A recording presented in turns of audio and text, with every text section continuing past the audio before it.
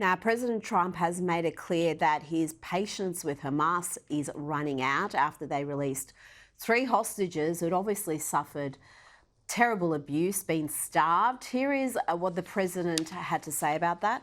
When I see that scene that I saw today with people coming out of helicopters and airplanes that are emaciated, that look like they haven't had a meal in a month, there's no reason for that, and I don't know how much longer we can take it. Do you mean you want to recast? I don't know how long we can take it. When I watch people that were healthy people a reasonably short number of years ago, and you look at them today, they look like they've aged 25 years. They literally look like the old pictures of Holocaust survivors. The same thing. I mean, the same thing. And I don't know how long we're going to take that. Powerful words there. And earlier today, President Trump gave Hamas a deadline to release all the hostages or the ceasefire would end. As far as I'm concerned, if all of the hostages aren't returned by Saturday at 12 o'clock, I think it's an appropriate time. I would say cancel it and all bets are off and let hell break out. I'd say they ought to be returned by 12 o'clock on Saturday, and if they're not returned, all of them, not in drips and drabs. Josh, how do you see this progressing? Is the ceasefire in danger of coming to an end on Saturday?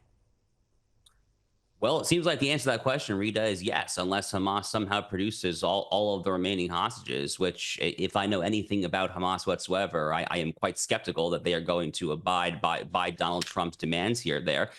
What is that going to mean in concrete terms? I mean, that's kind of the $1 million question that I have after seeing that clip. I'm not entirely sure that Donald Trump is threatening direct military action in Gaza there. Rather, I think that he would simply be encouraging Israel and the IDF to basically to go in and to double down on their efforts. You know, it's worth recalling, Rita, that the IDF, which, by the way, has achieved the most moral and just civilian to combatant death ratio in the history of urban warfare. But one of the reasons that they have been hamstringing their own soldiers so much when it comes to the rules of engagement was back during the Biden administration, which was constantly threatening them and accusing them of possibly committing genocide or things like this there.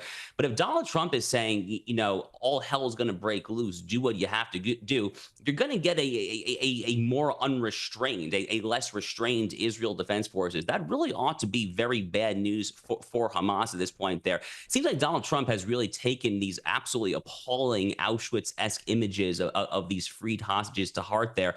And good for him. Frankly, it seems like Netanyahu's trip to D.C. last week really paid off in spades. And it wasn't just the condition of the hostages, Josh. It was the psychological torture they were subjected to. One of the hostages, Eli Sharabi, was asked what he was looking forward to, that sham crazy scenes that Hamas had created where they're interviewing them, making them hold up certificates. And he said he was looking forward to seeing his family, his wife and daughters. He didn't know, Josh, that Hamas had already murdered them. That just shows you the depravity and the cruelty of this terror group. It's just beyond human comprehension. It's beyond decency.